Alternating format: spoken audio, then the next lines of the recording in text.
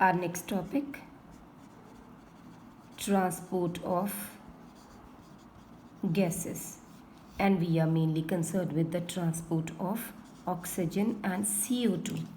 Oxygen and CO2, oxygen first from lungs to the heart and then to the body parts. Clear? CO2 from body parts as the foul air to heart and then to lungs through alveoli, it is expelled out. Now, when we are talking about oxygen transportation in detail,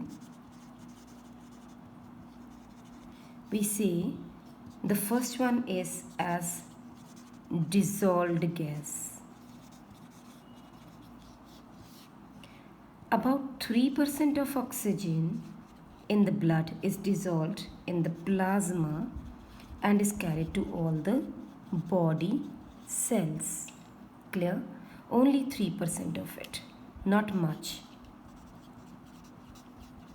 Then second factor is as oxyhemoglobin. It means about 97% of the oxygen. It comes in combination with hemoglobin of RBCs.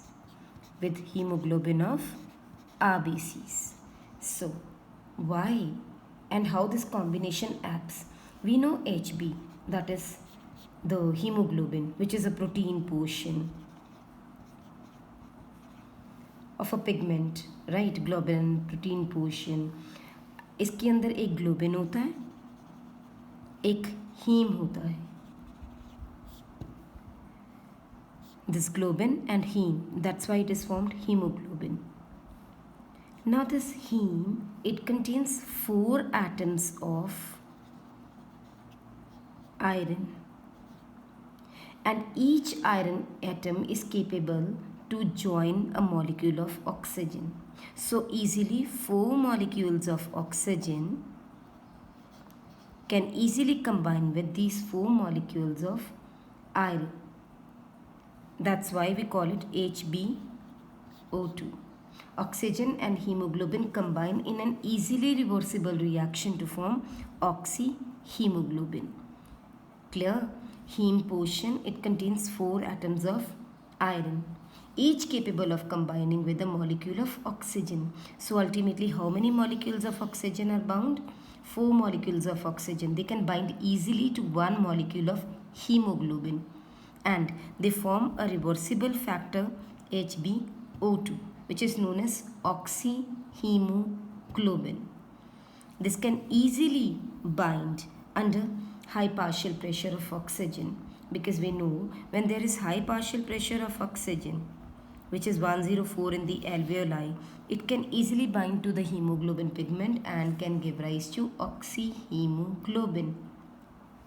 A normal person has about 50 grams of hemoglobin per 100 ml of blood. It is about 15 grams of oxygen per 100 ml of blood.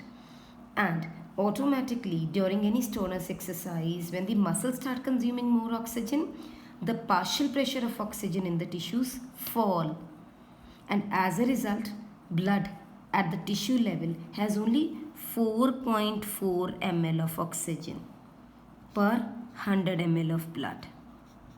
Otherwise, this value is very high. But this is only during the conditions whenever the body is consuming more oxygen.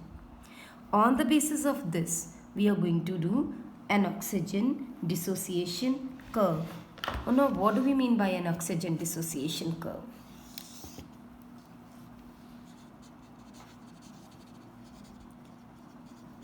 Oxygen dissociation curve is the transport of oxygen. इसमें क्या होता है? It's a graphical representation that we show. Here we talk about the partial pressure of oxygen. It's always in mm of Hg. This side we are talking about the percentage saturation of hemoglobin. Percentage saturation of hemoglobin with what? With oxygen only, right? And we give values to it. We are starting with 0, and everywhere we are giving it margins 20, 40, right? 60, 80, 100.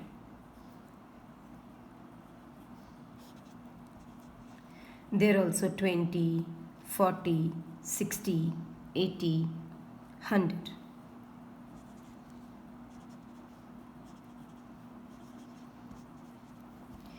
The partial pressure curve which is being formed here is this. इसको हम बोलते हैं S shaped curve. यहाँ क्या हुआ? This curve will shift to a bit towards the right also and towards the left also. That depends on the conditions, that why is it shifting towards a little left and right. We will discuss all the cases, but mainly this is the dissociation curve. Alright, how this curve is formed? See, the amount of oxygen that can bind with oxygen, the amount of oxygen that can bind with hemoglobin is determined by the oxygen tension. It directly depends on the oxygen tension. We say it is the partial pressure of oxygen which allows the percentage saturation curve that will be obtained. The relationship of partial pressure of oxygen and percentage saturation is graphically when shown here. This is the oxygen dissociation curve. This curve indicates that when the partial pressure of oxygen is high,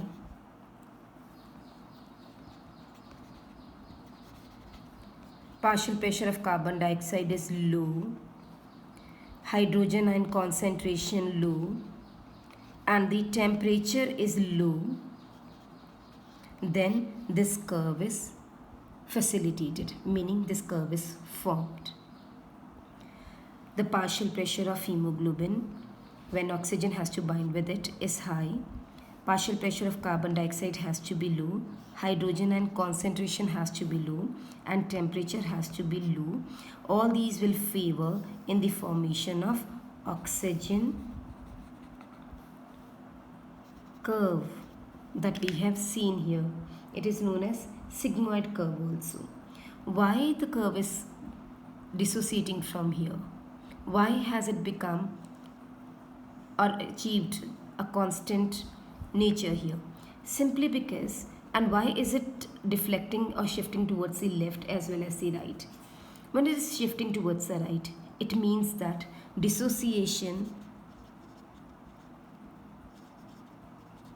of oxygen from hemoglobin is taking place. Why? Because here the partial pressure of CO2 becomes high and hydrogen ion concentration, it along with pH, hydrogen ion concentration increases and this pH, it decreases. Hydrogen ion concentration increases, pH decreases, and body temperature automatically increases. When all the factors increase, dissociation takes place, that is towards the right. When it is shifting towards the left, it means it is accepting oxygen. Hemoglobin is accepting that.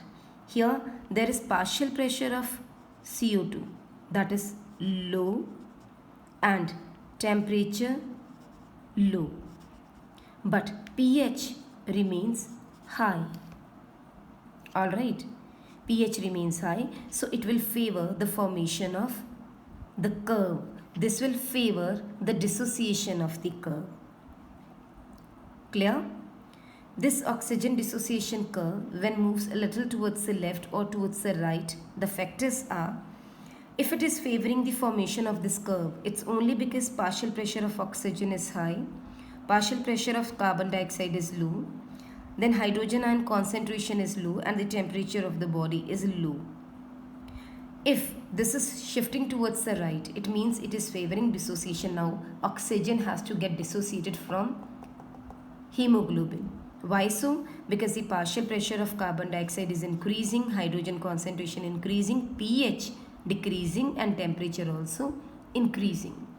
But if we are showing a shift towards the left, it shows acceptance of oxygen by hemoglobin. That means association of oxygen by the hemoglobin, meaning maintaining the curve.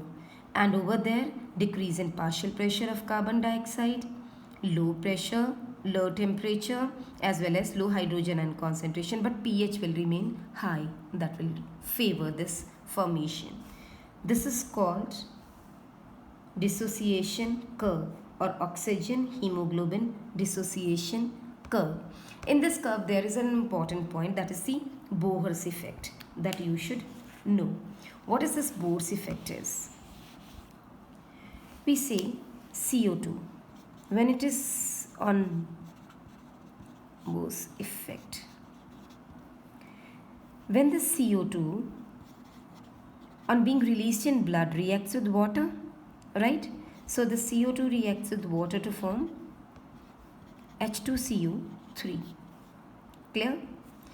It dissociates. अब क्या होता है, ये वाला factor as it is कभी नहीं रहता, ये इसकी स्टेबल स्टेट होती है when it is not moving. When it is moving, it always dissociates into hydrogen ion and a bicarbonate ion.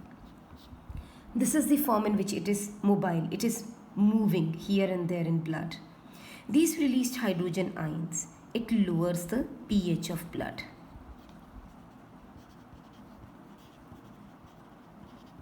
And what do they help in? This, if they lower the pH of blood, lowers the pH of blood, automatically it will dissociate HbO2 and oxygen is released.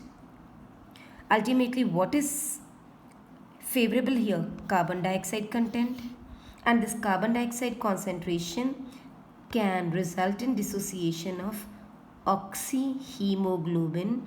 This effect is known as Bohr's effect. Clear? Again, CO2, when it is released into the blood, it along with reacts with water to form carbonic acid. Carbonic acid is the stable form. It will not be moving in this form. It has to dissociate into hydrogen and bicarbonate ion. This hydrogen ion ultimately lowers the pH of the blood. When it lowers the pH of the blood, it induces dissociation of oxyhemoglobin and it releases more of oxygen. So this combining capacity of hemoglobin becomes high for carbon dioxide. More and more amount of carbon dioxide, it will now come and form carbaminohemoglobin. That means availability of CO2 is more here, and this dissociation of HbO2 will ultimately dissociates the curve that is known as Bohr's effect, and this is an important factor which increases the oxygen transport to the tissues, because it is now released from here, it will be released into the tissues. And affinity of CO2, it increases for hemoglobin, and affinity of oxygen for hemoglobin, it decreases. pH of the blood falls as the CO2 content increases. Alright, this is what brings a shift of oxygen dissociation curve towards the right. If it is towards the left, it is favoring the formation of the curve. If it is towards the right, it is favoring the dissociation of the curve. Clear? Thank you.